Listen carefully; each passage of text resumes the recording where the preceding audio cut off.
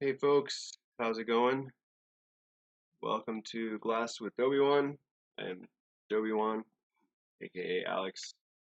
Couple things real quick before the demo today. I wanted to tell you guys about these. I just picked up one of these neck braces. I slept wrong and my neck was real stiff the other day, but I've actually been meaning to get one of these for a while because it's really useful to train your posture when you're blowing glass. I know they look fucking stupid, but as you can see, I can't really lean my head forward. So while I'm working, and actually I've been doing this when I'm just sitting around, training myself to not always be looking down on my phone. I don't know about everyone watching this, but I was in a car accident a while ago. That's why I have my medical marijuana card, and as a result, I have some back issues. So blowing glass put some extra strain on my back. So, anyways, today I'm gonna show you guys a cane prep demo that actually I just learned from Torch Talk. Shout out Mike Mason for the demo. That was pretty awesome. A couple weeks ago, as I'm recording this on Torch Talk, which I'll actually link to the episode down below. But Mike Mason does a more thorough and better filmed demo of this. I'm just going to do a quick description and then roll some time-lapse footage of me actually making this thing. So here, let me pop on my camera here. So what this demo is actually for is making cane prep like this here. And it's actually the demo that Mike Mason does is just to make this cane prep, which is really what this demo is about. Also, the only reason I just took it a step further because I made these this matching marble set, except for these two, this matching marble set with the one that I made the other day. And it's a really cool technique to make a bunch of matching prep. As you saw, I made a big old thing. Oh geez, where'd that marble go? I've lost any marbles. Oh man, that was so lame. Sorry.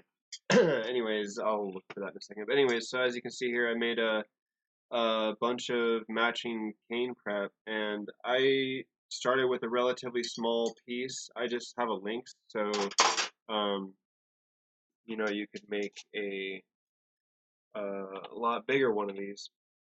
So, anyways, what we're doing. So, oops, let me bring this one up. So, as you can see there, I've got a. Let me actually make this picture bigger. Um, so, what I wanted to point out in this picture is on the right there, I've got like a little bar here, and I don't have one prepped up to hold up in front of the camera, but it's basically a little bar that I'm going to put in between some clear rods sandwiched into a tube there. And like I was saying, Mike shows this demo um, better. But the couple comments I was going to make about this is you want to use blanking the name of this thing, the calipers. God, sorry, I don't have any reefer today. I'm about to head to the store. So, anyways, use your calipers to measure the inside diameter of the tube, and then you have the measurement for your little bar or puck thing you're making. So as you're making it, you just check to make sure it still fits in there, and then you can stuff them all together, and then here's a shot that I took. So you just basically, in this case, I just used suction from my blowhose. Mike has a bigger piece of prep, so he uses a vacuum pump. And the comment I'd like to make about that is that if you are going to be removing enough air that the hot air from inside that tube there will end up in your blowhose, you should make a smaller piece of prep unless you have like a vacuum pump, because you don't want to suck any of that hot air. Sometimes the glass will off gas when it gets hot, so you don't want to inhale any of that air. So if you're going to be displacing more air than will fill the tube and your blowhose, make smaller prep or use a different vacuum system. I hope everyone understood that, what I meant there. Let's see, what else was there? I think that was it, and I'm gonna roll the demo. I guess I was gonna show off this piece that I made. If anyone is watching this and they listen to podcasts, I highly recommend any of the How Stuff Works Network podcasts. And I'm a fan of the LA crew, specifically like the Daily Zeitgeist and the Culture Kings, and Behind the Bastards, a bunch of other podcasts. Anyways, I made this piece for one of the hosts of the Culture Kings podcast. And so on the side here, that's supposed to be a crown, kind of like their logo. And then it says noodle, which is a kind of inside joke that that host will get. And I kind of went a little wild and put a little, like one of each of my, I have a couple different Vortex cane prep right now, and I just put a different one. You can see my signature Millie in the bottom of that one. And I just used some of the prep that I had already made, some of the add-ons that I had already made. Yeah, pretty nice. I am very happy with that. Anyways, alright, I will run the tape. This isn't going to have any sound, I apologize. So yeah, I've just been having issues with the copyright thing, and not that it's issues, but it's just a pain in the ass to put sound, and I don't have time to set up a playlist right now.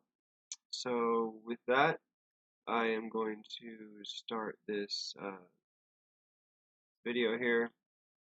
So this is just double speed, me taking the prep from,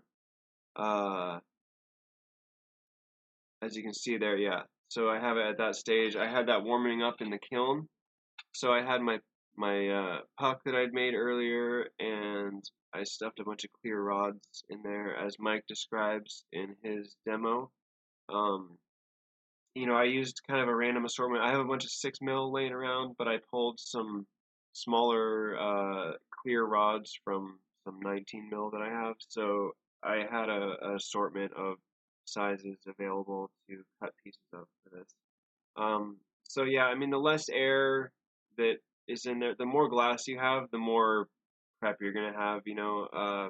If you take your time and really let that heat soak in, and just make sure all the air is out in each little band before you go to the next one, you shouldn't have any problems with the air.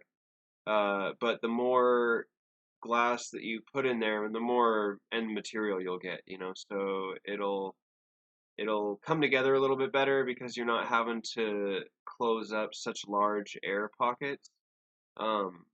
But also, like I said, you'll end up with more material, and that's kind of the focus or the idea behind this exercise.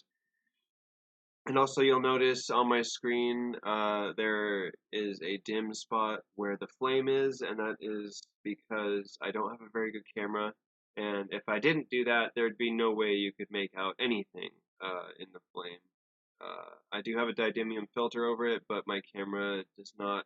It's just my phone camera, so it doesn't have the right adaptability or the settings that it, can't fuck with it. So, anyways, I'm gonna stop talking now and let the rest of this play out. I think in this video I just melt this in together there and then pull it down into a cane like I showed at the beginning of this video. So yeah, if you have any questions or comments, hit me up. Thanks for watching. Bye.